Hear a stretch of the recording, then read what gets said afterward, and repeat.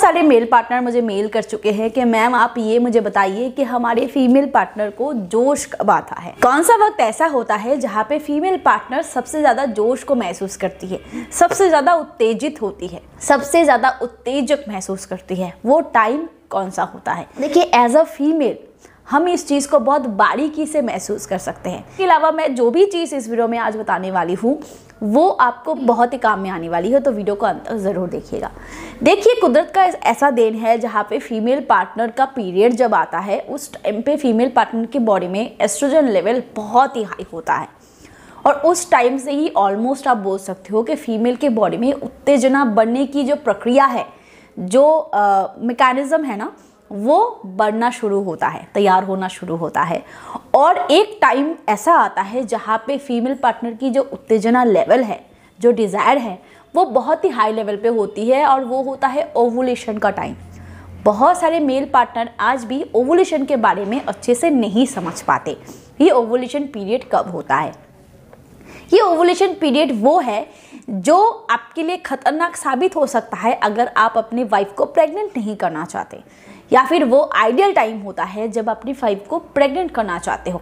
और ये जो डिज़ायर बनने की प्रक्रिया है ना, वो कहीं ना कहीं कुदरती तौर पे इस प्रेगनेंसी के साथ ही जुड़ी है। कुदरत ने फीमेल की बॉडी में इस डिज़ायर को इसीलिए ओवुलेशन के टाइम पे बढ़ाया है क्योंकि ओवुलेशन के टाइम पे जो एग होता है ना, वो बॉडी से रिलीज़ होता है, अंडा रिलीज़ होता है और फीमेल पार्टनर उस टाइम पे बिल्कुल स्मूथ तरीके से प्रेग्नेंट हो सके, इसीलिए उनके बॉडी में जो ये एस्ट्रोजन लेवल है वो बढ़ता है ताकि उनके बॉडी में काम उत्तेजना बढ़ सके और वो अपने मेल पार्टनर के साथ मतलब कि इंटीमेट होने की उनकी जो चाह है वो हो सके और वो अच्छे से संबंध बना सके। तो इसीलिए इस ओवुलेशन के टाइम पे फीमेल पार्टनर के बॉडी में सबसे ज़्यादा उत्तेजना होती है। इस टाइम पे अगर किसी फीमेल पार्टनर के बॉडी में दिक्कत ना हो, यानी कि अगर फीमेल पार्टनर को थायराइड नहीं है, शुगर नहीं है, बीपी नहीं है, ऐसे बीमारियां अक्सर फीमेल पार्टनर की जो लिबिडो है, इंटरेस्ट है, डिज़ायर है, उसको घटा देता है। अगर किसी फीमेल पार्टनर की बॉडी में ये सारी दिक्कतें नहीं है तो इस टाइम पे फीमेल पार्टनर की बॉडी में सेक्स डिज़ायर बहुत ही हाई लेवल पे होता है और इस टाइम पे अगर आप अपने फीमेल पार्टनर को अप्रोच करते हो तो वो कभी ना नहीं कहती है और इस टाइम पे छूने से ही फीमेल पार्टनर को कुछ महसूस होने लगता है क्योंकि ये उनकी शारीरिक तरीके से ऐसा मैकेनिज्म है जो उनको मदद करता है। तो इसीलिए अगर आप जान लो कि कौन से टाइम पे उनको छूने से आपकी फीमेल पार्टनर का रिफ्लेक्शन अच्छा होगा तो ये आपके लिए अच्छी बात नहीं है कि नहीं बोलो। पीरियड के टाइम पे ज़्यादातर औरतों की इच्छा तो होती है बट बहुत सारे फीमेल पार्टनर का मूड स्विंग होता है, क्रेविंग होती है, पेन होता है। तो उस टाइम पे संबंध बनाना मतलब कि मैं रिकमेंड नहीं करती हूँ। बहुत सारे कपल बनाते हैं, वो अलग बात होती है, उनकी चॉइस है, बट उस दौरान बहुत सारे प्रॉब्लम भी क्रिएट होते हैं। बट उसके बाद का जो टाइम होता है ना, उसके बाद का टाइम एक ऐसा टाइम होता है जहाँ पे फीमेल पार्टनर की डिज़ायर धीरे धीरे धीरे धीरे बढ़ती रहती है और उस दौरान अगर आप अपने फीमेल पार्टनर को अप्रोच करते हो तो आपकी फीमेल पार्टनर कभी आपको ना नहीं कहती है।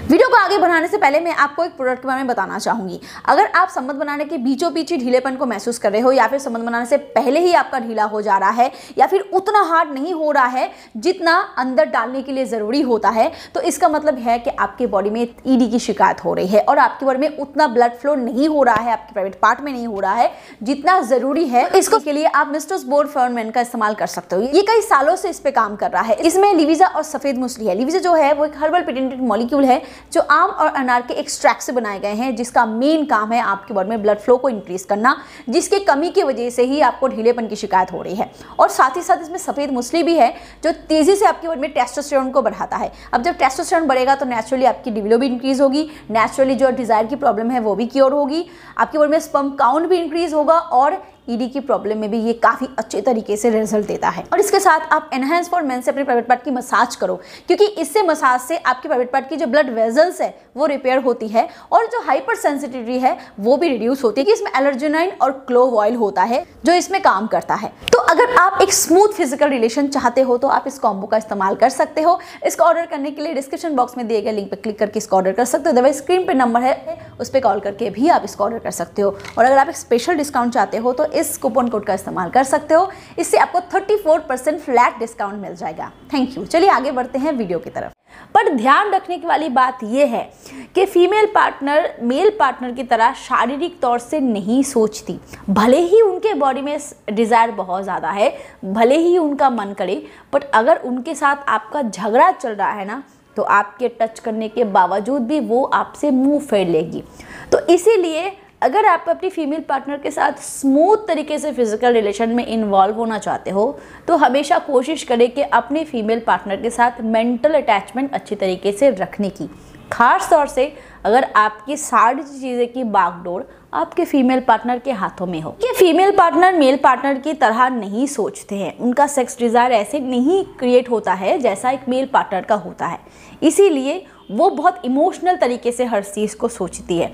तो भले ही उनके बॉडी में आप मतलब कि मुझे बोल ही सकते हो कि मैम आप तो बोलते हो कि ओवुलेशन के टाइम पे फीमेल पार्टनर का इच्छा बहुत ज़्यादा होता है, छूने से ही वो रेडी हो जाती है, तो मेरी फीमेल पार्टनर क्यों नहीं होती है? भाई इसके पीछे बहुत से वजह हो सकते हैं। मैंने पहले ही कहा, अगर उनके बॉडी में कोई भी डिजीज़ वगैरह ना हो और आपके साथ उनका झगड़ा नहीं हुआ है, तो ऐसा हो ही नहीं सकता कि वो राज़ी ना हो।